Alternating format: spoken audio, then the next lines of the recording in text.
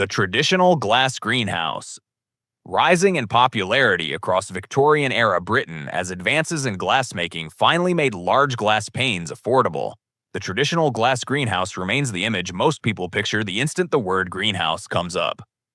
Straight glass walls rise to meet a peaked roof, typically framed in wood or aluminum, and that rigid glazing transmits sunlight more clearly than almost any other covering material, giving plants inside the clearest, least distorted light available in any structure on this list. Glass also holds up for decades without degrading under constant ultraviolet exposure, unlike plastic films and sheeting that gradually yellow and grow brittle after years in direct sun. That permanence comes at a real cost, since glass panels are heavy, fragile during construction and severe weather alike, and considerably more expensive both to install and to repair than nearly any alternative covering. Because glass offers relatively poor insulation compared to double-walled polycarbonate or thick plastic film, a glass greenhouse in a cold climate typically demands a dedicated heating system to stay productive through the winter months, adding meaningfully to its ongoing running costs. Modern versions increasingly swap traditional single-pane glass for double-glazed or low-emissivity panels, narrowing that insulation gap considerably while still preserving the crisp, undistorted light transmission the material has always been prized for. Many historic glass greenhouses built well over a century ago still stand and function today, a testament to just how durable, properly maintained glass and metal framing can remain across generations of continuous use, something almost no plastic-covered structure on this list could realistically match. Ornamental value also factors heavily into the appeal of this style, since a well-built glass greenhouse frequently becomes a genuine architectural feature of a property rather than a purely functional growing space tucked out of sight. The Polytunnel. Built from a simple series of curved metal or PVC hoops covered in a single or double layer of polyethylene plastic film, the polytunnel became commercially practical only after wide agricultural plastic sheeting grew cheaply available in the mid-20th century. That tunnel shape traps solar heat efficiently, typically maintaining interior temperatures between 50 and 85 degrees Fahrenheit even when conditions outside sit considerably colder, all while costing a fraction of what a comparable glass structure requires. Every greenhouse style covered in this list gets its own detailed buying and building breakdown on Garden's Lab, with a new structure profile posted every few days for anyone planning exactly which design fits their own backyard. Because the plastic covering flexes rather than shattering under impact, polytunnels tolerate hail and minor storm damage far better than rigid glass, though that same lightweight film eventually degrades from ultraviolet exposure and typically needs full replacement every 3 to 5 years, depending on the specific plastic grade used. Their low cost and quick assembly make polytunnels an especially popular choice for extending the growing season on leafy greens, berries, and other fast-maturing crops that benefit from just a few extra protected weeks on either end of the normal outdoor season. The cold frame. Essentially a bottomless wooden or brick box topped with a slanted, transparent lid, the cold frame represents the smallest and simplest structure on this entire list, typically standing no more than a few feet wide and long. Sitting directly atop an existing garden bed rather than enclosing a separate growing space, the cold frame relies entirely on passive solar heat trapped beneath its glass or polycarbonate lid, generally raising the interior temperature high enough to protect hardy seedlings and extend a harvest several weeks past the first frost without requiring any electricity or heating system at all. The sloped lid serves a dual purpose beyond simply catching more direct sunlight, since that same angle sheds rain and snow efficiently rather than allowing meltwater to pool and seep in around the edges. Gardeners commonly use cold frames to harden off seedlings originally started indoors, gradually acclimating tender young plants to outdoor conditions inside a controlled, semi-protected space before finally transplanting them fully into open ground. Because of its small scale and minimal materials, a cold frame remains one of the cheapest and fastest structures on this list to build, often assembled in a single afternoon from little more than scrap lumber and an old window sash. Many gardeners prop the lid open at varying angles throughout the day to fine-tune ventilation, since a fully sealed cold frame can overheat surprisingly fast on a sunny afternoon, even when outdoor air still carries a distinct winter chill. The lean-to greenhouse, built directly against an existing wall, typically the side of a house, garage, or shed. The lean-to greenhouse shares one full side with that structure rather than standing independently in open ground.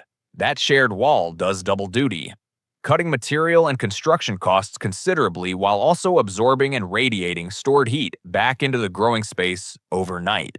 A passive thermal benefit no freestanding structure on this list can fully replicate, because a lean-to only receives direct sunlight through 3 of its 4 sides.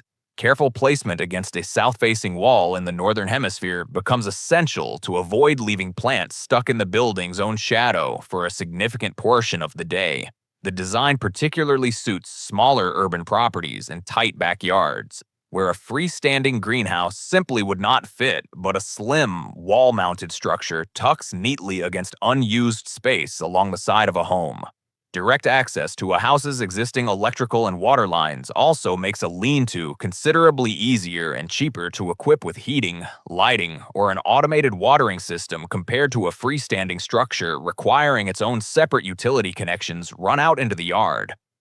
Local building codes and permitting requirements also come into play more often with a lean-to than with a simple standalone hoop house, since attaching any structure directly to an existing building can trigger different regulations than an independent, freestanding greenhouse would. The Gothic arch greenhouse. Named for its tall, pointed roofline reminiscent of Gothic cathedral architecture, this structure modifies the basic hoop house design by replacing a rounded curve with 2 straight panels meeting at a sharp angle near the peak. That pointed shape sheds heavy snow loads dramatically more effectively than a flatter or rounder roofline, preventing the kind of accumulated weight that can collapse a standard hoop house during a severe winter storm. The steeper walls also create noticeably more usable headroom along the structure's edges compared to a rounded hoop design, where the curving roofline forces shorter plants and tighter walking space near the sides. Typically framed in steel or aluminum and covered in polycarbonate panels or heavy-duty polyethylene film, Gothic arch greenhouses split the difference between a hoop house's affordability and a traditional glass structure's strength and interior space. Their combination of snow resistance, improved headroom, and relatively modest cost has made this design especially popular for mid-sized commercial growers working in regions that regularly deal with harsh winter weather. The pointed silhouette also carries a distinct visual appeal many growers actively seek out, giving a working greenhouse a more polished, purpose-built appearance compared to the simpler, more utilitarian curve of a standard hoop house. The geodesic dome greenhouse. Constructed from dozens or even hundreds of interlocking triangular panels rather than straight walls and a peaked roof, the geodesic dome distributes structural stress evenly across its entire spherical surface, a design originally popularized by architect and inventor Buckminster Fuller decades ago. That triangulated geometry gives the structure exceptional resistance to high wind and heavy snow loads, since no single flat panel bears a concentrated load the way a traditional wall or roof section might under the same conditions. The curved all-directional surface also captures sunlight from a wider range of angles throughout the day compared to flat-wall designs, evening out light distribution and reducing the harsh shadowing that can leave certain sections of a rectangular greenhouse noticeably darker than others. Despite those genuine performance advantages, assembling a geodesic dome is considerably more complicated than any other structure on this list, typically requiring a purchased kit with dozens of precisely matched struts and connectors rather than the simple lumber and hardware a basic cold frame or lean-to demands. The interior's curved walls also make furniture and shelving layout genuinely awkward compared to a rectangular structure, a trade-off many owners accept in exchange for the dome's striking appearance and superior structural resilience. The Walipini. Dug several feet into the ground, rather than built entirely above it, the Walipini takes its name from an Aymara word meaning place of warmth, reflecting its origins among indigenous farming communities on the high plains of Bolivia.